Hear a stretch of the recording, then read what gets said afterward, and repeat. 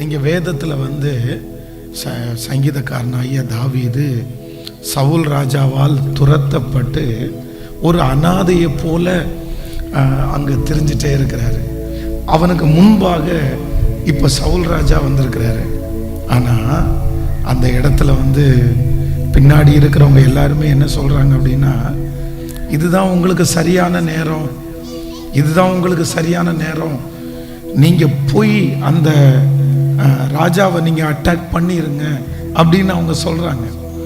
ஆனால் தாவீது என்ன சொல்கிறாரு அப்படின்னா, இல்லை இல்லை இல்லை, நான் அவனுக்கு விரோதமாய் நான் போக மாட்டேன். ராஜா அபிஷேகம் பண்ணின ஒரு மனுஷன் மேலே நான் கை வைக்கவே முடியாது. அப்போ அந்த இடத்துல தாவீது வந்து தன்னுடைய மாம்சத்தில் முயற்சி எடுக்கவே இல்லை. ஒன்று நீங்கள் நினைத்து கொள்ளுங்கள், மாம்சத்தில் நீங்கள் எடுக்கிற முயற்சியை வந்து பலர் தட்டி கொடுக்கலாம், பலர் தட்டி கொடுக்கலாம். ஆனால் நிச்சயமா நீங்க வெட்கப்பட்டு போயிடுவீங்க. அதற்கு மாறாக நீங்க எப்போ என்ன செய்யணும்னா, ஏற்ற காலத்துல அவர் உங்களை உயர்த்தும்படிக்கு அவருடைய பலத்த கைக்குள்ள நீங்க அடங்கி இருக்கணும். அவரே உங்களுக்காக நீதி செய்வார், அவரே உங்களுக்காக வழக்காடுவார். அவர் அவ்வளவு சீக்கிரமா எல்லாம் ஆண்டவர் நம்மளை விட்டுற மாட்டாரு, உங்களை விட்டுற மாட்டாரு. எதிரி வந்து நமக்கு விரோதமானவர்கள், நமக்கு சத்ருவானவர்கள் வந்து சில வருடங்கள் வந்து ஒருவேளை அவர்கள் பெரியவர்களாய் நமக்கு தெரியலாம். அவர்கள் வந்து நம்மை ஜெயித்ததாக ஒருவேளை நெஞ்ச தட்டிக்கலாம். நான் ஜெயிச்சிட்டேன், அவன் தோத்துட்டா, அவன் தோத்துட்டான். ஆனா பரிசுத்த வேதாகமும் ரொம்ப அழகா சொல்லுகிறது, கர்த்தர் உங்களுக்காக யுத்தம் பண்ணுவார், நீங்கள் சும்மா இருப்பீர்கள். ஆண்டவர் உங்களுக்காக யுத்தம் பண்ணுவார். இந்த ஜெபத்துல இந்த சத்தத்தை கேட்கிற என் அன்பு ஆண்டவருடைய பிள்ளையே, இந்த யுத்தம் உங்களுடையது அல்ல, இந்த யுத்தம் கர்த்தருடைய யுத்தம். இந்த யுத்தத்தை நடப்பிக்க போகிறவர் கர்த்தர்.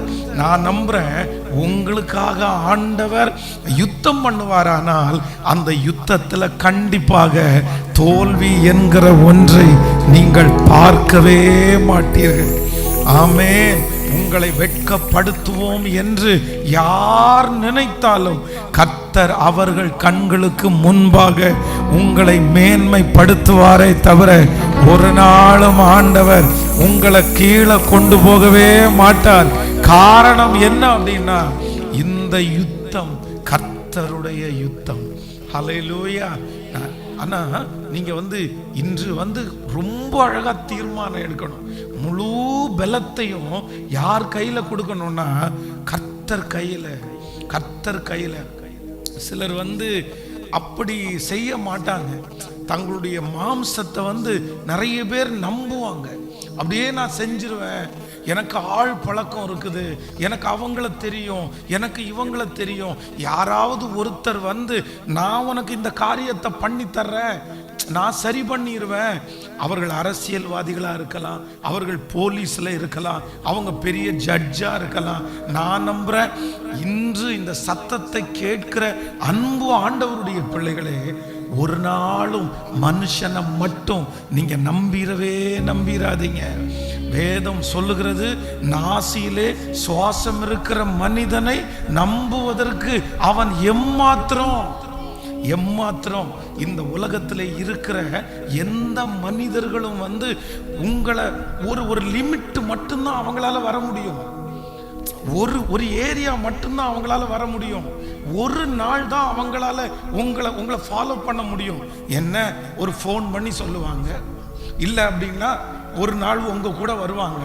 ஆனா உங்களோடு கூட கடைசி வரையிலையும் வருகிறது யார் அப்படின்னா, கர்த்தர் மட்டும்தான். அவர் நேற்றும் இன்றும் அவர் என்றும் மாறாதவர். கடைசி வரையிலையும் நீங்கள் கடந்து போகிற பிரச்சனை எதுவா இருந்தாலும் உங்களோட கடைசி வரையிலும் டிராவல் பண்ணுகிற கர்த்தர் உங்களோடு கூட இருக்கிறார்.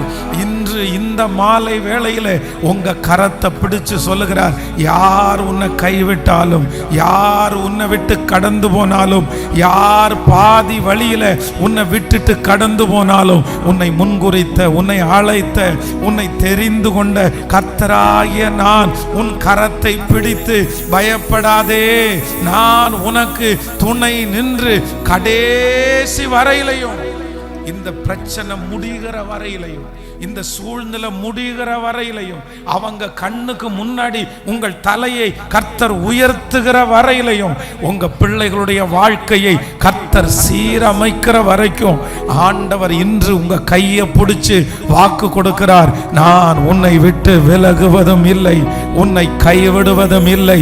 நம்புறவங்க கரங்களை மேல தட்டி ஏசப்பாட்ட ஒண்ணு மட்டும் சொல்லுங்க, நீங்க மட்டும் என் கூட இருந்தா போதும்.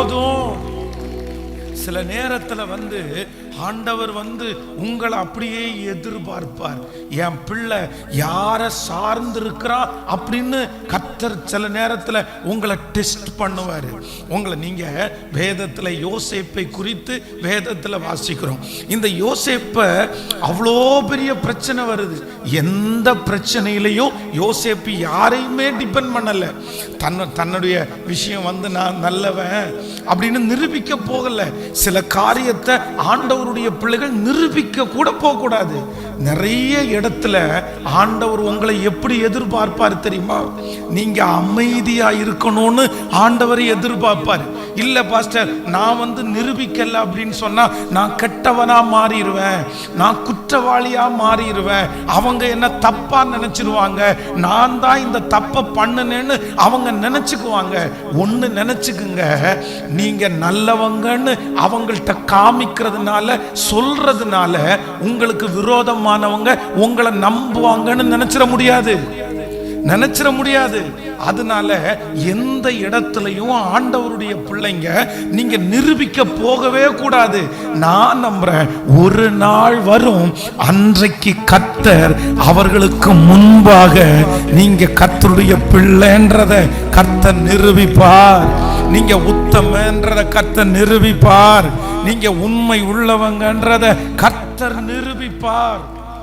ஆனா நாட்கள் தாண்டி அந்த சிறைச்சாலையில இருக்கும் போது அப்ப 2 பேர் சொப்பனத்தை பார்க்கறாங்க. அப்போ ஒருத்தனுடைய சொப்பனத்துக்கு அவர் அர்த்தம் சொல்றாரு, இன்னும் 3 நாளைக்குள்ள பார்வோன் உன் தலையை உயர்த்தி உன்னை மறுபடியும் நீ விழுந்து போன ஸ்தானத்துல உன்னை கொண்டு போய் வைப்பாரு அப்படின்ற தீர்க்க தரிசனத்தை சொல்றாங்க.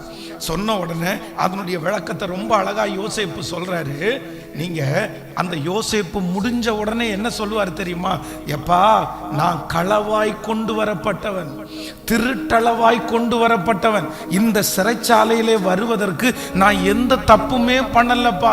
அதனால நீ ராஜாவினிடத்துல போகும்போது என்ன குறிச்சு கொஞ்சம் சொல்றியா அப்படின்னு ஒரு சிபாரிசு சொல்லி அனுப்புவாரு. ஆனா பைபிள்ல நீங்க வாசிக்கும் போது என்ன சொல்லப்படும் தெரியுமா? பானபாத்திரக்காரனுடைய தலைவன் யோசேப்பை மறந்துட்டான் அப்படின்னு சொல்லும். எப்படி மறக்க முடியும்? நாங்க கவனிங்க, நீங்க ஒரு செய்யாத குற்றத்திற்காக சிறைச்சாலைக்குள்ள கடந்து போறீங்க. உங்களுக்கு தூக்கு தண்டனை விதிச்சிட்டாங்க. இன்னும் சில நாட்களுக்குள்ளாக அந்த தண்டனை நிறைவேற்றப்படுது. அப்ப ராத்திரி ஒரு சொப்பனத்தை பாக்குறீங்க. அங்க ஒரு பாஸ்டர் இருக்கிறாரு. அவர் சொல்றாரு, நீ சாக மாட்ட, நீ பிழைச்சிருப்ப, மறுபடியும் அந்த ஸ்தானத்துல உன் வேலை கிடைக்கும். இப்படி தீர்க்க தரிசனம் சொல்ற அந்த ஊழியக்காரரை நம்மளால மறக்க முடியுமா? ஆனா பானபாத்திரக்காரனுடைய தலைவன் யோசேப்பை மறந்துட்டான். காரணம் என்ன அப்படின்னா, ஆண்டவர் யோசேப்புக்கு என்ன சொல்லி கொடுக்கிறார்னா, எப்பா, உன்னுடைய முயற்சி அல்ல, உன்னுடைய நான் ஆள் பழக்கம் இருக்குது, எனக்கு எல்லாரையும் தெரியும், நான் சொன்னதுனால நடக்கும் அப்படின்னு நீ நினைக்காத. ஏற்ற காலம் வரும்போது நீ எங்க இருந்தாலும் உன்னை தூக்கி எடுத்து உன்னை அலங்கரிக்கிறதற்கு நான் வல்லவராயிருக்கிறேன். ஆமென் சொல்லுங்க. நீங்கள் வேதத்துல புஸ்தகத்துல, எஸ்தரின் புஸ்தகத்துல வாசிக்கும் போது மொர்தெகாய் என்கிற ஒரு தேவ மனுஷன், அந்த மனுஷனை வாசிக்கும் போது வேதம் சொல்லுது, ராஜாவுக்கு ராஜாவை கொல்ல வர்றவங்களுக்கு இவன் அவரை கண்டுபிடிச்சு ராஜாவை கொல்ல வர்றவங்களுக்காக நின்று கொல்லாம தடுத்துட்டான். ஆனா ஒரு ஆசீர்வாதம் கூட அவனுக்கு கிடைக்கல, ஒரு கைத்தட்டுதல் கூட அவனுக்கு கிடைக்கல, ஒரு பெருமை கூட அவனுக்கு கிடைக்கல. ஆனா அவன் ஒண்ணுமே எதிர்பார்க்கல. பரவாயில்ல, என் டியூட்டியை நான் செஞ்சுட்டேன்னு விட்டுட்டான். ஆனா கர்த்தர் மொர்தெகாயை ஆசீர்வதிக்கணும்ன்ற ஒரே காரணத்திற்காக ராஜாவினுடைய தூக்கத்தையே ஆண்டவர் எடுத்து போட்டாரு. உங்களை ஆசீர்வதிக்கணும்னு ஆண்டவர் நினைச்சிட்டாருனா, உங்க பிள்ளைகளை ஆசீர்வதிக்கணும்னு ஆண்டவர் நினைச்சிட்டாருனா, நான் நம்புறேன் ராஜாவினுடைய தூக்கத்தை கூட என் தேவனாகிய கர்த்தர் மாற்றுவதற்கு வல்லமை உள்ள கர்த்தராய் இருக்கிறார். நீங்க ஒருவேளை இதுவரையிலையும் மனுஷனை தேடி தேடி தேடி போய் வெட்கப்பட்டு இந்த இடத்துல வந்திருக்கலாம். மனுஷனுக்கு முன்னாடி போய் காலையிலிருந்து சாயந்தரம் வரைக்கும் கைகட்டி நின்று வெட்கப்பட்டு நீங்க வந்திருக்கலாம். ஆனா இந்த கன்வென்ஷன் கூட்டத்தில் ஆண்டவர் உங்களிடத்துல என்ன பேசுறாரு தெரியுமா? நீ ஏன் வழக்காடுற, நீ ஏன் போராடுற, நீ ஏன் நிரூபிக்கிற, நீ ஏன் அவர்கள் என்ன உயர்த்தணும்னு நினைக்கிற? வேண்டவே வேண்டாம். உன்னை ஆசீர்வதிக்க, உன்னை உயர்த்த, உன்னை காப்பாற்ற, உனக்காக வழக்காட, உனக்காக யுத்தம் பண்ண, உனக்கு மீட்டு தருவதற்கு நான் உன்னோடு கூட இருக்கிறேன் என்று கர்த்தர் வாக்கு கொடுக்கிறார். நம்புறவங்க கரங்களை தட்டி,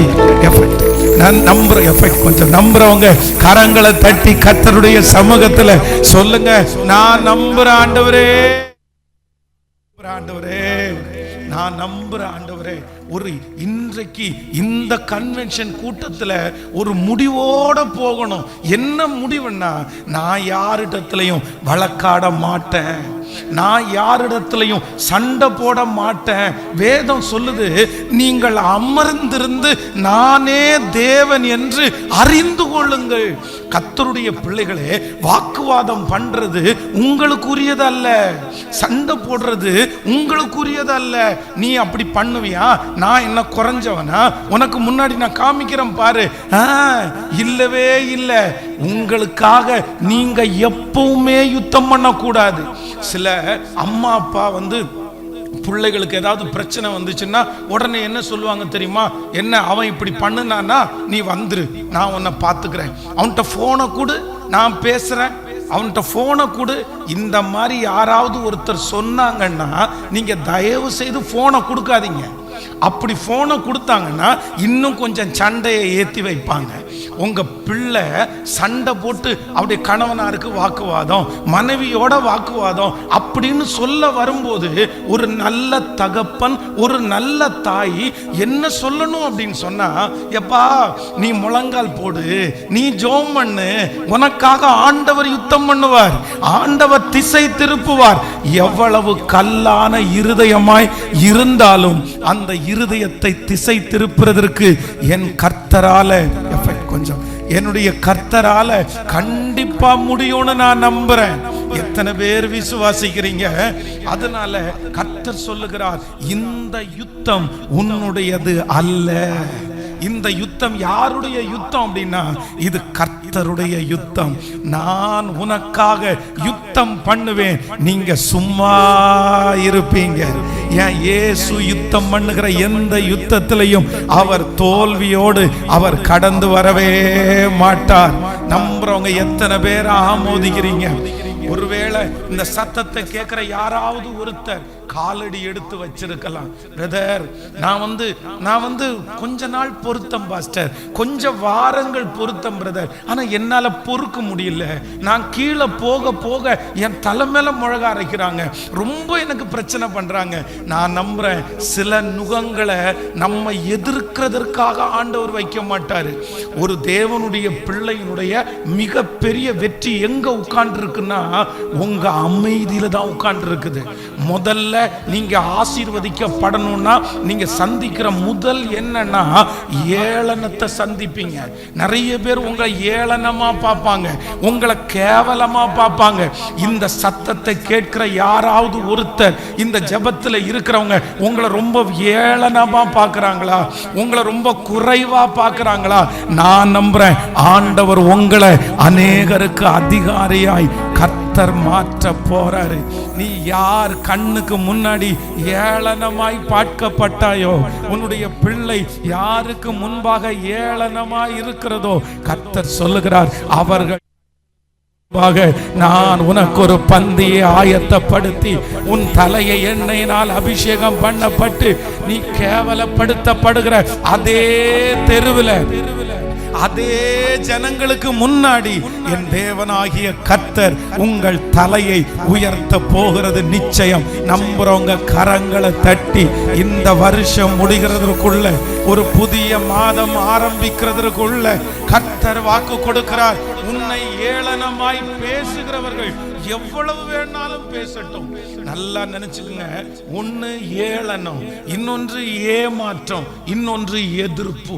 இந்த மூணுமே உங்களுக்கு யாருக்காவது ஒருத்தருக்கு வருதா, அப்போ நீங்க டிசைட் பண்ணிக்கிங்க, ஆண்டவர் உங்களை உயர்த்துவது நிச்சயம். ஆமென். ஆண்டவர் உயர்த்துகிற எல்லா கர்த்தருடைய பிள்ளைகளும் இந்த மூன்று பாதையை நீங்க கடந்து வரணும். ஏளனமா பார்ப்பாங்க. அப்போ மனுஷங்க ஏளனமா பார்த்த உடனே அவனுக்கு முன்னாடி நான் கெத்த காமிக்கணும்னு நினைக்க கூடாது. நிறைய பேர் இதுதான் தோற்று போறாங்க. யாராவது ஒருத்தர் ஏளனமா பார்க்கணும்னு சொன்ன உடனே கடனை வாங்கி ஏதாவது ஒன்று வாங்கிடுறது, யார்கிட்டயா போய் கேட்டு ஏதாவது ஒன்று வாங்கிடுறது. நானும் காமிக்கிறேன் பாரு, நானும் காமிக்கிறேன் பாரு. நல்லா நினைச்சுக்குங்க, யார் உங்களை ஏளனமா பார்த்தாலும் நீங்க எங்க ஓடணும் தெரியுமா? எங்க ஓடணும் தெரியுமா? நேர கர்த்தருக்கு முன்னாடி போய் நிக்கணும். ஆண்டவரே, என்னை இவ்வளவு ஏளனமா பார்க்கறாங்களே. நல்லா நினைச்சுக்குங்க, யாக்கோபுனுடைய ஒரு அழகான மனைவியின் பேர்ல அவர் ரொம்ப பிரியமா இருந்தாரு. ஆனா இன்னொரு மனைவி வேதம் சொல்லுது ஏளனமா பார்க்கப்பட்டா. அவள் கூச்ச பார்வை உள்ளவள். ஆனா வேதம் சொல்லுது கர்த்தருடைய கண்ணு யார் மேல போச்சு தெரியுமா? யார் ஏளனமா பார்க்கப்பட்டாங்களோ கர்த்தர் அந்த அம்மாவை நினைச்சு கர்த்தர் அவளுக்கு குழந்தை பாக்கியத்தை கொடுக்கிறதற்கு கர்த்தர் வல்லவராயிருந்தார். இந்த பலிபீடத்தில் இருந்து இந்த சத்தத்தை கேட்கிற ஒவ்வொருத்தருக்கும் நான் தீர்க்க தரிசனமான ஒரு வார்த்தையை சொல்றேன். இன்னும் சில நாட்களுக்குள்ளாக, சில மாதங்களுக்குள்ளாக ஏளனமாய் பார்க்கப்பட்ட உங்களை கர்த்தர் நினைக்க போறாரு. ஏளனமாய் பார்க்கப்பட்ட உங்க முகத்திற்கு நேராய் கர்த்தருடைய கண்கள் இப்பொழுது வருகிறது. கர்த்தர் சொல்லுகிறார், அவர்கள் கண்களுக்கு முன்பாகவே கர்த்தர் உங்களை உயர்த்துவது நிச்சயம், ஆசீர்வதிப்பது நிச்சயம். அவர்கள் உங்களை பார்த்து பிரமிக்கிற அளவிற்கு. ஆமென் சொல்லுங்க பார்க்கலாம். இன்னைக்கு எல்லாரும் ஒரு தீர்மானம் எடுங்க. ஆண்டவரே, நான் இனி வழக்காட மாட்டேன், நான் இனி யுத்தம் பண்ண மாட்டேன். நல்லா நினைச்சுக்கோங்க, மாம்சம் நிறைய நேரத்துல போராடும். ஒரு தேவனுடைய பிள்ளை மாம்சத்துல எந்த முயற்சியும் நீங்க எடுக்கவே கூடாது, எடுக்கவே கூடாது. மாம்சத்துல நீங்க யோசிக்கவே கூடாது. அப்படி நீங்க மாம்சத்துல யோசிச்சிருப்பீங்கன்னா நீங்க சீக்கிரமா வெட்கப்பட்டுருவீங்க. யோசிக்காதீங்க, யோசிக்காதீங்க. சிலர் நம்மளை கேவலமா பார்த்த உடனே நமக்கு நிறைய பேருக்கு வித்தியாசமா தோணுது. இல்ல, அப்படி இவனுக்கு முன்னாடி நிக்கணும்ன்றதுக்காக சிலர் என்னென்னமோ பண்றாங்க, என்னென்னமோ செய்யறாங்க. நீங்க அப்படி செய்யக்கூடாது, நீங்க அப்படி பண்ணக்கூடாது. நீங்க என்ன பண்ணணும்னா அமர்ந்து இருக்கணும், பொறுமையா இருக்கணும், நீங்க சும்மா இருக்கணும், நீங்க ஸ்தோத்திரம் பண்ணிட்டே இருக்கணும். நீங்க அந்த வலியெல்லாம் தாங்கணும், அந்த வேதனை எல்லாம் தாங்கணும். நீங்க தாங்க தாங்க, நீங்க சகிச்சு போக சகிச்சு போக அதை கர்த்தர் பாப்பார். அவருடைய கண்ணு பார்க்கும். கைவிட்டுருவாரா? வெட்கப்படுத்திடுவாரா? திடீர்னு ஒரு நாள் கர்த்தர் உங்க மேல ஒரு மழையை வர்ஷிக்க பண்ணி உங்க செடி அப்படியே கொஞ்சம் கொஞ்சமாய் கர்த்தர் வளர்த்தி, யார் தூசிச்சாங்களோ, யார் ஏளனமா பார்த்தாங்களோ, அவங்க கண்ணுக்கு முன்னாடி உங்களை ஒரு பெரிய மரமா கீழே பார்க்கிற அளவிற்கு அல்ல, கர்த்தர் எட்டி பார்க்கிற அளவிற்கு. நம்புறவங்க எல்லாரும் கைய மேல தட்டி, கரங்களை மேல தட்டி, கரங்களை மேல தட்டி, ஆண்டவரே எனக்கு ஒரே ஒரு பலன் தரணும். என்ன பலன் தரணும்னா, நான் மாம்சத்துல எந்த முடிவும் என்ன பண்ணக்கூடாது, எடுக்க கூடாது. எத்தனை பேர் ஆமோதிக்கிறீங்க? கூட இருக்கிற யாராவது ஒருத்தர் வந்து அப்படியே துஷ் பண்ணி விடுவாங்க, உங்களை உந்தி தள்ளுவாங்க. நீ அமைதியா இருக்காத, நீ சும்மா இருக்காத, நீ பேசு, நீ ஒரு கேஸ போட்டு வை, நீ ஒரு பிரச்சனைய பண்ணு, நீ எழும்பி நில்லு, நீ 4 பேரை கூட்டிட்டு போ, உன் கெத்து என்னன்றத காமி, நீ எப்படி ஒதுங்கி போகலாம், நீ ஒதுங்கி போனா நீ தப்பு பண்ணது மாதிரி ஆயிரும் இல்ல அப்படின்னு யாராவது ஒருத்தர் உங்களுக்கு பின்னாடி இருந்து உங்களை அப்படியே உசுப்பேத்தும் போது ஆண்டவருடைய பிள்ளைங்க ரொம்ப கவனமா இருக்கணும், ரொம்ப கவனமா இருக்கணும். சிமேயி என்கிற சாதாரணமான ஒரு மனுஷன் தாவீதை தூசிக்கிறான். இரத்த பிரியனே, பேலியாளின் மகனே, தொலைஞ்சு போன்னு தூசிக்கிறான். அப்ப பக்கத்துல இருக்கிறவன் என்ன சொல்றான் அப்படின்னா, இவனை விட்டுறாதீங்க, இவனை கொன்றுவோம், எனக்கு பெர்மிஷன் மட்டும் கொடுங்க, ஒரே குத்தா குத்திடுறேன். ஆனா தாவீது என்ன சொல்றாரு தெரியுமா? சிமேயி தூசிக்கணும்னு கர்த்தர் அனுமதிச்சிருக்கிறார். ஒன்னும் பண்ணாதப்பா, அவனோட வழக்காடாதப்பா, அவனோட சண்டை போடாதப்பா, நீ எதுவுமே பேச வேண்டாப்பா, நீ அமைதியா உன் வேலையை மட்டும் பார்த்துட்டு ஸ்தோத்திரம் பண்ணிட்டு நீ போயிட்டே இரு, நீ அமைதியா போ. ஆனா வேதம் சொல்லுது, அவன் போகும்போது துக்கத்தோட போனான், அவமானத்தோட போனான். ஆனா திரும்பி வரும்போது அவனுக்காக ராஜ கிரீடம் காத்து கொண்டு இருந்தது. சிமேயி தான் வெட்கப்பட்டு போனானே தவிர தாவீது வெட்கப்பட்டு போகவே இல்லை. தாவீது வெட்கப்பட்டு போகவே இல்லை. நீங்க தாழ்ந்து போகிறத கர்த்தர் பார்க்கிறார், நீங்க அமைதியா இருக்கிறத கர்த்தர் பார்க்கிறார். ஆமென் சொல்லுங்க. இன்றைக்கு இந்த ஜெபத்துல நான் வரும்போது ஆவியானவர் என்னுடைய இருதயத்தில் வைத்த வார்த்தை தான் இந்த வார்த்தை. இந்த வார்த்தையை தான் பேசணுமான்னு கன்ஃபார்ம் பண்ணிட்டு தான் நான் பேசிட்டு இருக்கிறேன். இந்த சத்தத்தை கேட்கிற யாரோ ஒருத்தர் உங்க மாம்சத்துல முயற்சி எடுத்து எடுத்து நீங்க தோற்று போய் வந்திருக்கிறீங்க பிரதர், சிஸ்டர், நீங்க தோற்று போய் வந்திருக்கிறீங்க. என் அன்பு தகப்பனே, தாயே, உன் மாம்சத்துல எழும்பி நின்னு நீங்க என்ன ஜெயிச்சீங்க? நீங்க திரும்பி பாருங்க, என்ன ஜெயிச்சீங்க, என்ன வெற்றி அடைஞ்சீங்க? பகையாளி ஆனதுதான் மிச்சம், பணம் செலவு பண்ணதுதான் மிச்சம், உங்களுடைய மரியாதை கெட்டு போனதுதான் மிச்சம், நீங்க உடல் பலவீனமானதுதான் மிச்சம், நீங்க சோர்ந்து போனதுதான் மிச்சம். அதற்கு இன்னும் உங்க மனசு என்ன சொல்லுது தெரியுமா? அவனை ஜெயிக்கணும்ன்றத மாம்சத்தோடையே முயற்சி எடுக்கிறீங்க. இப்போ உங்க மனசு என்ன சொல்லுதுன்னா, வேற ஏதாவது பண்ணலாமா, வேற யாரையாவது பிடிக்கலாமா, வேற யாரையாவது பார்க்கலாமா, வேற ஏதாவது செய்ய முடியுமா, வேற ஏதாவது லோன் எடுக்கலாமா, வேற ஏதாவது கடன் வாங்கலாமா? நான் நம்புறேன் இந்த மாம்ச சிந்தையெல்லாம் ஒரு மூட்டை கட்டி ஒரு வாரத்துல போட்டுட்டு நேரா வந்து கர்த்தர் சமூகத்துல முழங்கால் படியிட்டு, எனக்கு இறங்குங்கப்பா, என்னை தூக்கி எடுங்க ஆண்டவரே, என்னுடைய மாம்சத்துல இனி நான் முயற்சி எடுக்க மாட்டேன்னு இன்றைக்கு நீங்க ஒப்பு கொடுங்க. நான் நம்புறேன் உங்க கையை பிடிச்சு உங்களை பலப்படுத்தி உங்களை திடப்படுத்தி நிச்சயமா ஆண்டவர் உங்களை வெட்கப்படைய செய்யவே மாட்டார். ஹல்லேலூயா. எத்தனை பேர் நம்புறீங்க? ஹல்லேலூயா. ஆண்டவரிடத்துல கேளுங்க. இத ஒரு பொருத்தனையா நீங்க எடுக்கணும். நீங்க இத யாரோ ஒருத்தரிடத்துல ஆண்டவர் தெளிவா பேசுறாரு. யார்கிட்ட பேசுறாருன்னு எனக்கு தெரியல, ஆனா ஆண்டவர் உங்களை நேசிக்கிறதுனால தான் பேசுறாரு. சொல்றாரு, நீ மாம்சத்துல முயற்சி எடுக்காத, நீ மாம்சத்துல முயற்சி எடுக்காத, ஒரு அழகான ஒரு நல்ல குடும்பம். அவங்க அம்மா ஒரு ஸ்கூல்ல அவங்க ஹெட் மாஸ்டரா பணி புரிஞ்சாங்க. தன்னுடைய மகளை ரொம்ப நம்பினாங்க. ஆனா தன்னுடைய மகள் 4 வருஷமா ஒரு பொல்லாத பையனை திருமணம் பண்ணிக்கொள்ளணும்னு ரொம்ப நேசிச்சாங்க.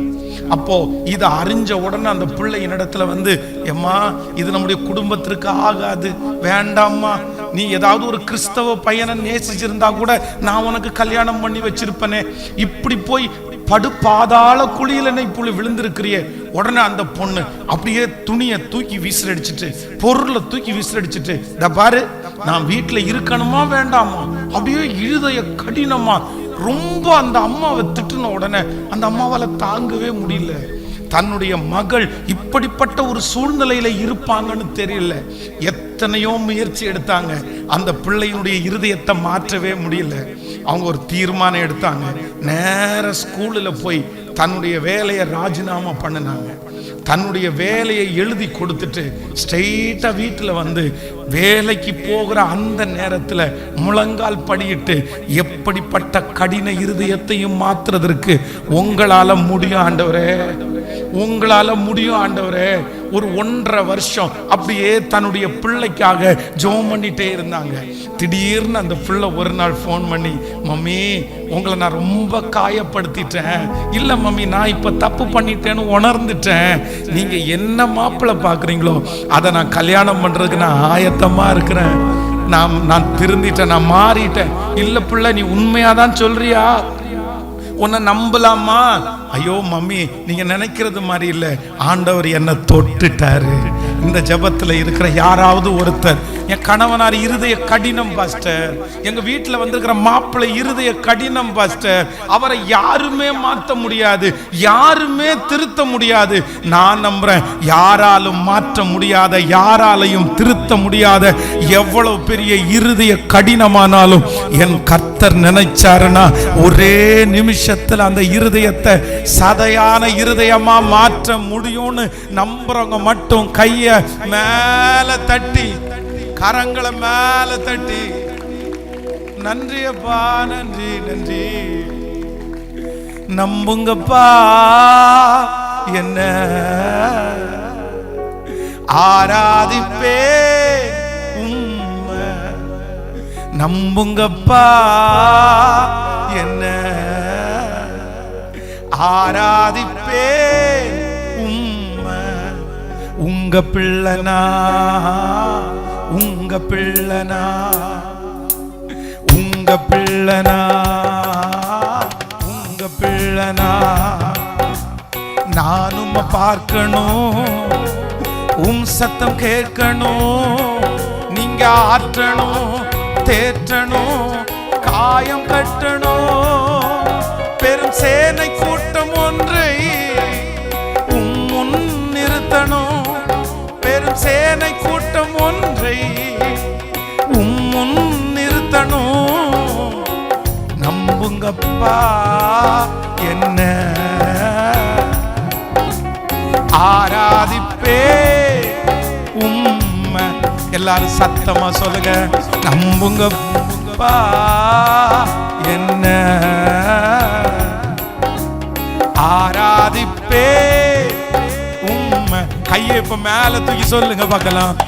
உங்க பிள்ளனா, உங்க பிள்ளனா, சத்தமா சொல்லுங்க. ஆண்டவரே, தாய் தன் பிள்ளைக்கு இறங்குவது போல இயேசு எனக்காக இறங்குவார். ஒரு தகப்பன் தன் பிள்ளையை தோளில் சுமக்கிறது போல ஆண்டவர் உங்களை சுமப்பார். இதுவரையிலும் வளர்த்தினவர் உங்களை கைவிட்டுருவாரோ? இதுவரையிலும் உங்களை நேசித்தவர் கைவிட்டு விடுவாரோ? இத்தனை பிரச்சனை வந்தும், இத்தனை போராட்டம் வந்தும் இதுவரைக்கும் உங்களை கொல்லாம சாவே வந்தா கூட அந்த சாவுக்கு உங்களை தப்புவித்து இத்தனை நாள் உயிரோட வச்சிருக்கிற கர்த்தர் உங்களுக்கு வாக்கு கொடுக்கிறார். நான் உன்னை காப்பாத்தினதுக்கு ஒரு நோக்கம் உண்டு, நான் உன்னை தப்பு வச்சதுக்கு ஒரு நோக்கம் உண்டு. இஸ்ரவேலே, நான் உன்னை கைவிடுவதே இல்லை. இப்ப சொல்லுங்க, கைய மேல தட்டி, உங்க பிள்ளனா, உங்க பிள்ளனா, சத்தமா சொல்லுங்க. எஸ் ஏசப்பா ரொம்ப அழகா அதை கேட்கிறேன். இன்னும் சத்தமா, உங்க பிள்ளைனா உங்க பிள்ளைனா நானும் பார்க்கணும், சத்தம் கேட்கணும், நீங்க ஆற்றணும், தேற்றணும், காயம் கட்டணும். பெரும் சேனை கூட்டம் ஒன்றை முன் நிறுத்தணும், பெரும் சேனை கூட்டம் ஒன்றை முன் நிறுத்தணும். நம்புங்கப்பா என்ன ஆராதிப்பே உம்மை. சத்தமா சொல்லுங்க, நம்புங்கப்பா என்ன ஆராதிப்பே உம்மை. ஹல்லேலூயா. ரொம்ப அழகான ஒரு பாடல். சில மாதங்களாகவே இந்த பாட்டை நான் உச்சரிச்சுட்டே இருக்கிறேன். இப்போ ஒரு புதிய பாட்டல், கர்த்தர் பெரியவர். இப்போ ஒரு 2 வாரமா இந்த 47வது சங்கீதத்தில் கர்த்தர் பெரியவர், கர்த்தர் பெரியவர், அவர் தமது தேவனுடைய நகரத்திலும் அவர் தமது பரிசுத்த பர்வதத்திலும் துதிக்கப்படத்தக்கவர், மிகவும் துதிக்கப்படத்தக்கவர். அதை பாடிட்டே இருக்கிறேன். கர்த்தர் பெரியவர். நான் நம்புறேன் கர்த்தருடைய பிள்ளைகளே, நீங்க யாரிடத்துல போகணும், நீங்க யாரிடத்துல போகணும், யாரு உங்களுக்கு ஹெல்ப் பண்ணணும்? நான் நம்புறேன் யாருமே உங்களுக்கு ஹெல்ப் பண்ண வேணாம், யாருமே உங்களை தூக்கி விட வேண்டாம், யாருமே உங்களுக்கு தட்டி கொடுக்க வேண்டாம். நீ இந்த சத்தத்தை கேட்கிற நிறைய பேரு, பாஸ்டர் அவன் நினைச்சா என் பிள்ளைக்கு ஒரு வேலை வாங்கி கொடுக்க கூடாது, அவன் நினைச்சா ஒரு லெட்டர் கொடுக்க முடியாது, அவன் நினைச்சா ஒரு வார்த்தை போன் பண்ணி சொல்ல முடியாது, அவன் நினைச்சா ஒரு 50,000 ரூபாய் கொடுத்து என்ன தூக்கி விட முடியாது. நான் நம்புறேன் இன்னொருத்தருடைய கையையே பார்த்துட்டு இருக்கிறீங்களா? நான் சொல்றேன் அவன் ஏன் செய்யணும், அவங்க ஏன் கொடுக்கணும்? அவங்க உங்களுக்கு கொடுக்க வேண்டிய அவசியம் இல்லை, அவங்க உங்களுக்கு செய்ய வேண்டிய அவசியம் இல்லை. உங்களை உயர்த்துறதற்கு என் தேவனாகிய கர்த்தரால முடியும். உங்க பிள்ளைய உயர்த்துறதற்கு என் தேவனாகிய கர்த்தரால முடியும். என் ஆண்டவர் மட்டும் நினைச்சாருன்னா அவர்களை பார்க்கலும் 10 மடங்கு. நம்புறவங்க கைய மேல தட்டி 10 மடங்கு 10 மடங்கு சம்மர்த்தர்களாய் மாற்றுவதற்கு ஏன் கர்த்தர் வல்லவர், ஏன் கர்த்தர் வல்லவர். நீங்க என்ன தீர்மானம் எடுக்கணும் அப்படின்னா, ஆண்டவரே நான் யுத்தம் பண்ண மாட்டேன், மாம்சத்துல எந்த முயற்சியும் எடுக்கவே மாட்டேன். கவனிங்க, இஸ்ரவேல் ஜனங்கள் செங்கடலுக்கு முன்னாடி நிற்கும் போது எங்க வழி இருக்குது, எங்க வழி இருக்குது? அவங்க கண்ணுக்கு முன்னாடி எந்த வழியுமே திறக்கல, எந்த வழியுமே இல்ல. தண்ணி கடியில எங்கேயாவது வழி இருக்குன்னு யாராவது கெஸ் பண்ணி இருப்பாங்களா? இல்ல இதுக்கு முன்னாடி யாருக்காவது அப்படி நடந்திருக்கா? எதுவுமே இல்லை. இன்னைக்கு இந்த சத்தத்தை கேட்கிற யாரோ ஒரு தேவனுடைய பிள்ளைய உங்க முன்னாடி செங்கடலை போல பெரிய பிரச்சனை, எந்த வழியுமே இல்லைன்னு நீங்க ஃபீல் பண்ணலாம். ஆனா நான் நம்புறேன் உங்களுக்கு ஒரு வாசல் அடைச்சா 7 வழிய உங்களுக்காக திறக்கிற, நமக்காக திறக்கிற கர்த்தரை தான் நம்ம ஆராதிக்கிறோம். உங்க கண்ணுக்கு அது தெரியாது, உங்க சிந்தனைக்கு அப்பாற்பட்டது. ஆனா ஏற்ற நேரம் வரும்போது உங்களுக்காக அந்த வழியை கர்த்தர் திறக்க வல்லவராய் இருக்கிறார். எத்தனை பேர் நம்புறீங்க? இந்த பாட்டை உங்களுக்கு இன்னைக்கு மனப்பாடம் பண்றதுக்கு நான் விரும்புறேன். இந்த பாட்டை உருக்கமா பாடணும். நம்புங்கப்பா என்ன ஆராதிப்பேன் உம்மை. ரொம்ப ஈஸி தான், நீங்க ரொம்ப அழகா பாடுறீங்க. உங்க பிள்ளைனா உங்க பிள்ளைனா உங்க பிள்ளைனா உங்க பிள்ளைனா. அடுத்த சரணம் ரொம்ப சூப்பரா இருக்கும். நானும் பார்க்கணும், சத்தம் கேட்கணும், நீங்க ஆற்றணும், தேற்றணும், காயம் கட்டணும். அப்படின்னா வேற யாருமே உங்களுக்கு காயம் கட்டணும்னு நினைக்க கூடாது. நீங்க சில நேரத்துல நம்ம நிறைய நினைப்போம், ஒரு வார்த்தை பேசி என்ன தட்டி கொடுத்தா நல்லா இருக்கும்ல, ஒரு வார்த்தை. இல்ல நான் நம்புறேன் என்னை ஆற்றுவதும் தேற்றுவதும் அவருடைய ஆறுதல் மாதிரி யாரும் கொடுக்க முடியாது. ஆமென் சொல்லுங்க பார்க்கலாம். அடுத்த சரணம் ரொம்ப அழகா இருக்கும். காலம் கனவாய் நினைவாய் போனதே, நாட்களும் நிழலாய் நிஜமாய் போனதே. நீர் கொஞ்சம் நினைத்தால் நானும் வாழ்ந்து காட்டுவேன்.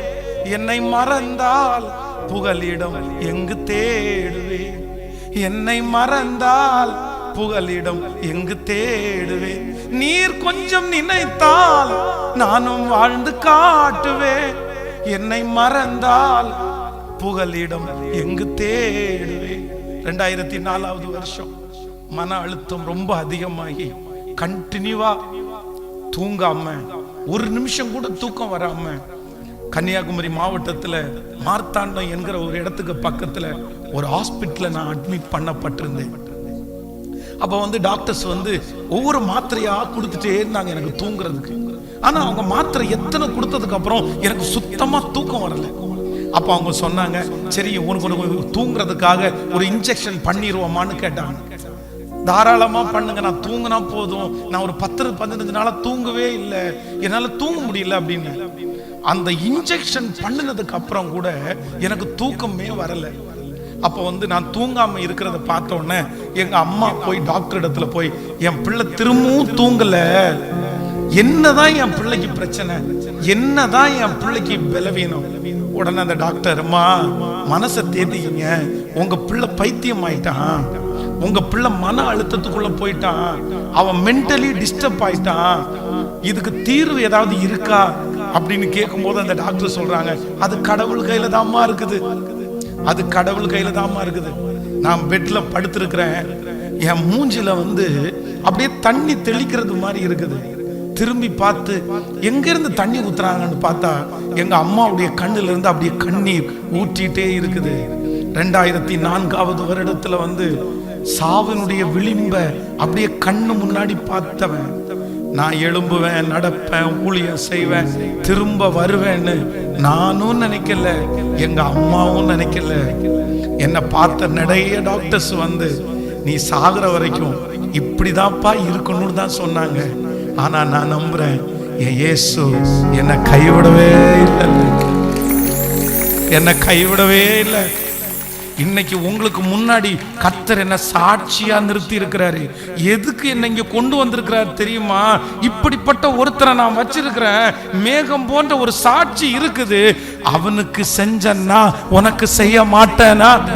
உன் பிள்ளைக்கு செய்ய மாட்டேன் செய்கிற ஆண்டவர் உங்களுக்கு செய்ய மாட்டாரா? துஷ்டனுக்கு செய்கிற ஆண்டவர் உங்களுக்கு செய்ய மாட்டாரா? அவ்வளவு கொலை பண்ணிட்டு என்ன காப்பாத்துங்க ஆண்டவரேன்னு கர்த்தரிடத்துல போய் விழுந்த உடனே அவன் பாவத்தெல்லாம் மன்னிச்சு தன் மேல சுமந்து கொண்டு அவனை காப்பாத்தணுன்றதுல குறியா இருக்கிற கர்த்தர் பிறந்தது முதலே கர்த்தர் கர்த்தர்னு ஓடி ஓடி சர்ச்சுன்னு ஓடி போய், எங்க அம்மாவும் ஆண்டவருடைய பிள்ளை, நானும் ஆண்டவருடைய பிள்ளை, உங்களை ஆண்டவர் எப்படி கைவிட்டுருவாரு? எப்படி கைவிட்டுருவாரு? கண்டிப்பா ஆண்டவர் கைவிட மாட்டாரு. ஆனா இப்ப ஏன் இந்த சூழ்நிலை உங்களுக்குன்னா, ஆண்டவர் என்ன வாக்கு கொடுக்கிறாருன்னா, என்னை விட்டு நீ எங்கெங்கயோ போறிய, என்னை விட்டு உன் மாம்சத்துல எவ்வளோ முயற்சி எடுக்கிறிய, நீ ஏன் அப்படி எடுக்கிற? என்கிட்ட இல்லாததா அடுத்தட்ட இருக்குது, நான் உனக்கு கொடுக்க முடியாததா இன்னொருத்தர் கொடுத்துற போறாங்க. கிடையவே கிடையாது. நான் நம்புறேன், மனுஷன் கொடுத்தா கிள்ளி தான் கொடுப்பான், ஆண்டவர் கொடுத்தா அள்ளி அமுக்கி குலுக்கி சரிந்து விழும்படியாய் நீ அறியாததும் உனக்கு எட்டாததுமான. ஹல்லேலூயா. எத்தனை பேர் இந்த பாட்டை பாட போறீங்க என்னோட சேர்ந்து? நான் நம்புறேன், ஆண்டவர் இன்னைக்கு உங்களை நம்ப போறாரு. சத்தமாய் ஆமென் சொல்லுங்க. இதுக்கு முன்னாடி நீங்க வாழ்ந்த வாழ்க்கைக்கும் இந்த கன்வென்ஷனுக்கு அப்புறம் நீங்க வாழ்கிற வாழ்க்கைக்கும் ஒரு பெரிய மாற்றத்தை கர்த்தர் தர போறாரு. இன்றைக்கு நிறைய பேருடைய தலையெழுத்தை கர்த்தர் மாற்ற போறாரு. ஆமென் சொல்லுங்க பார்க்கலாம்.